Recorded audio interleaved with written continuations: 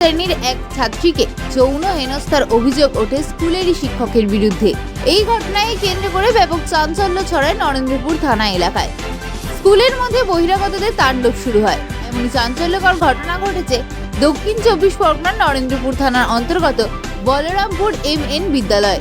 শনিবার এই ঘটনায় কেন্দ্র করে ব্যাপক চাঞ্চল্য ছড়ায় গোটা এলাকায়। ঘটনাস্থলে যায় নরেন্দ্রপুর থানার বিশাল পুলিশ বাহিনী। স্থানীয় সূত্রে জানা যায়, বেশ কয়েকদিন ধরে অষ্টম শ্রেণীর এক ছাত্রীকে যৌন হেনস্থার অভিযোগ ওঠে স্কুলের এক শিক্ষকের বিরুদ্ধে।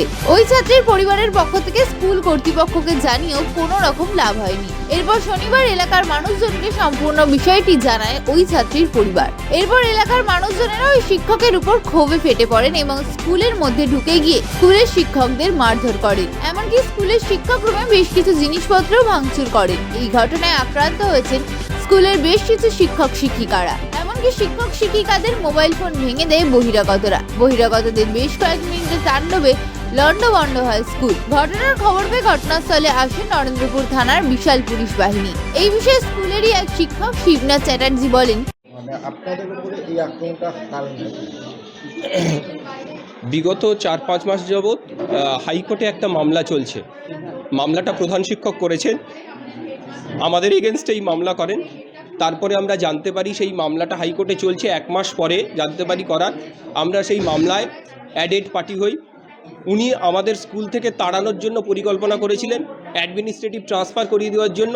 আমরা যখন অ্যাডেড পার্টি হই তারপরে উনি খুব ব্যাকফুটে যান, কারণ ওনার পাহাড় প্রমাণ দুর্নীতি এবং অনিয়ম, সরকারি নিয়ম নীতি না মানা, এই সব বিষয়গুলো সামনে চলে আসে। একজন শিক্ষকের বিরুদ্ধে একটা ছাত্রী যৌনতা হানি করা হয়েছে, এমনটাই অভিযোগ করা হয়েছে, ধর্ষণ করা হয়েছে, শিক্ষকের বিরুদ্ধে অভিযোগ আনছেন। এ বিষয়ে আমার কোনো বক্তব্য নেই। আজকের যে ঘটনাটা ঘটেছে সম্পূর্ণ ভিন্ন। ওনারা পরিকল্পনা করে আমাদের উপর আক্রমণ করেছে এবং এই রকম আক্রমণ পশ্চিমবঙ্গের ইতিহাসে কোনো দিন হয়নি, যেখানে ক্লাস 5-এর ক্লাসের মধ্যে আছি, স্টুডেন্টরা আর্ত, তারা চিৎকার করছে, কান্নায় ভেঙে পড়ছে, সেখানে দরজায় ধাক্কা দেওয়া হচ্ছে, অশ্রাব্য ভাষায় গালাগালি করা হচ্ছে। স্থানীয় মানুষ, স্থানীয় পঞ্চায়েত প্রতিনিধি, তাদের নেতৃত্বে চলছে। আমাদের এই মাস্টারমশাইকে লাথি মারা হয়েছে, অকথ্যভাবে মারা হয়েছে। আমাদের অপর্ণা ছাটুই ম্যাডামকে মেরেছেন একজন পুরুষ। একজন চলছে, একাধিক জন, এবং ক্লাস চলছে এখন ক্লাস পুরো বন্ধ। দেখুন, আমরা একাধিকবার আমরা প্রায় 25 জন মারধর করেছে, 7-8 জনকে মারধর করেছে, সিরিয়াস ইনজিওর্ড। এবং আমরা টোটাল 25 জন একত্রে আছি। HM এর অন্যায়, অনিয়ম, দুর্নীতির বিরুদ্ধে আমরা রুখে দাঁড়িয়েছি, সেটাই হলো মূল কারণ। এবং তিনি পরিকল্পনা করে এইগুলো করাচ্ছেন। এবং স্থানীয় যারা আছেন, পঞ্চায়েত প্রতিনিধি থেকে শুরু করে, বলতে খুব খারাপ লাগছে, তাদের নেতৃত্বে এইরকম স্কুল চলাকালীন পশ্চিমবঙ্গের ইতিহাসে সরকারের বদনাম করার জন্য এইরকম পরিকল্পনা আমার জানা নেই। এই জনমুখী সরকার, সেই সরকারের যারা প্রতিনিধি হিসেবে আছেন, তারা এই রকম স্কুল চলাকালীন, ক্লাসের ভিতরে ঢুকে ক্লাস 5-এর ছেলে, ক্লাস 6-এর ছেলে মেয়ের, তাদের সামনে তাদেরকে সরিয়ে দিয়ে যেভাবে নৈরাজ্যের মতো আক্রমণ করেছেন, ধিক্কার জানাই, প্রতিবাদ জানাই। এবং আমার যে সহকর্মীরা আছেন তারা ভীষণ আতঙ্কগ্রস্ত। আমরা একাধিকবার IC নরেন্দ্রপুর, SP, মহিলা কমিশন, প্রত্যেক জায়গায় আমরা জানিয়েছি, কিন্তু কোনো রকম সদুত্তর আমরা পাইনি। আজকের সকালবেলা পূর্বাভাস পেয়ে আমি নরেন্দ্রপুর থানার IC-কে ফোন করি, নরেন্দ্রপুর থানার হেল্পলাইনে ফোন করি, SP-কে ফোন করি। ভীষণ আতঙ্কের মধ্যে রয়েছি। এরপরে আমাদের ক্লাস করা, এখানে আসা প্রায় অসম্ভব। আমরা স্কুলে আসতে পারবো না। আমাদের জীবন বিপন্ন। প্রায় 150 থেকে 200 জন, 150 থেকে 200 জন মানুষ, 150 থেকে 200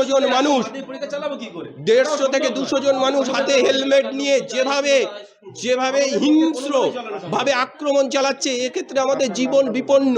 আমরা কি করে এই শিক্ষার পরিবেশটা বজায় রেখে শিক্ষা প্রক্রিয়াটা এগিয়ে নিয়ে যাব, যদি দয়া করে বলেন আপনারা। ঘটনার পর কান্নায় ভেঙে পড়েন এক শিক্ষিকা। বলেন, বুকে ধাক্কা মেরে ফেলে দিয়েছিল ফোনটা, এবং এতই তীব্র শ্বাসকষ্ট হচ্ছিল আমাকে বাড়ি থেকে ওষুধ দিয়ে গেছে।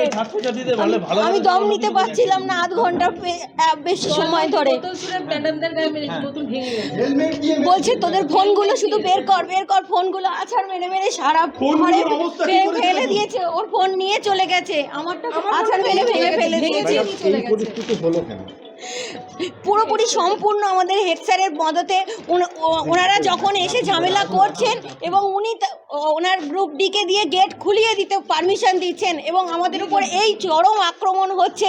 উনি নিজের ঘরে নিশ্চিন্তে বসে আছেন, কেস তুলে নেওয়ার জন্য আমাদের উপর চাপ সৃষ্টি। যদিও এ বিষয়ে স্কুলের প্রধান শিক্ষক সৈয়দ ইমতিয়াজ আহমেদ বলেন, সম্পূর্ণ মিথ্যে কথা। এরা দীর্ঘকাল স্কুলে একটা অরাজকতা তৈরির চেষ্টা করছে, তা আমি কঠিন হাতে নিয়ন্ত্রণের চেষ্টা করছি।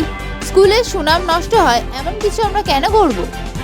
স্কুলের বিরুদ্ধে মাস্টারমশাইয়ের বিরুদ্ধে কি অভিযোগ করবে? অভিযোগ আমার বাচ্চাটা দিনের পর দিন এরা নির্যাতন করেছে, শারীরিক এবং মানসিকভাবে অত্যাচার করেছে।